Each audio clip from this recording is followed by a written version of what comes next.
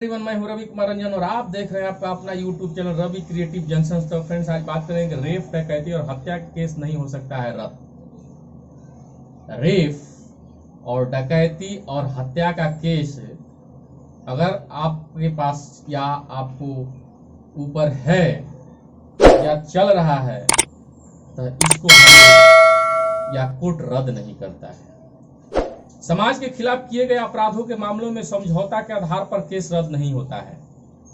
Delhi high court ने पिछले हफ्ता एक अहम फैसला में कहा है कि रेप का केस दर्ज होने के बाद अगर आरोपी और शिकायती लड़की के बीच समझौता हो जाए और दोनों शादी कर ले तब भी समझौता के आधार पर केस रद्द नहीं हो सकता है।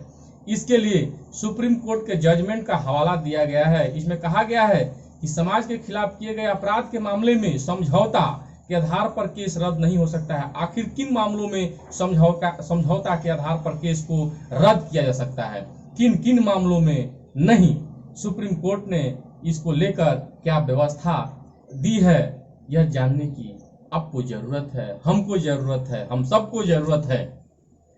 तो समझौतावादी और गैर समझौतावादी अपराध। कानूनी जानकार बताते हैं कि अपराध दो तरह से होते हैं, एक समझौतावादी और एक गैर समझौतावादी। तो समझौतावादी अपराध आमतौर पर हल्के किस्म के अपराध होते हैं, गैर समझौतावादी गंभीर किस्म के अपराध होते हैं।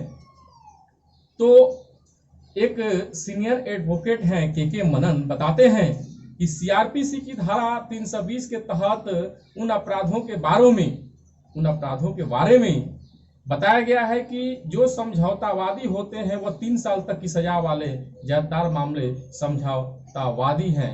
इसमें कुछ अपवाद भी हैं। समझौतावादी अपराध में धमकी देना, मामूली मारपीट, जबरन रास्ता रोकना और आपराधिक मानहानि जैसे मामले आते हैं।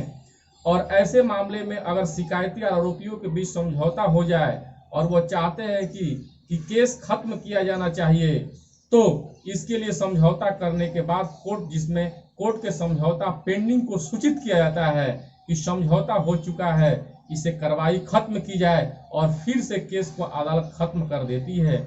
इस कैटेगरी के कुछ ऐसे अपराध हैं जिनमें कोर्ट की इजाजत से केस रद्द होता है। चोरी, धोखाधड़ी और जख्मी करने जैसे समझौता एवं कोर्ट में इजाजत से ही केस रद्द हो सकता है।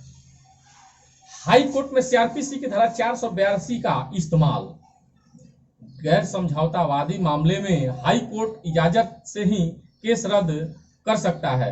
हाई कोर्ट में सरकारी वकील की दरअसल जब भी कोई अपराध होता है तो क्रिमिनल जस्टिस बनाम स्टेट का केस होता है।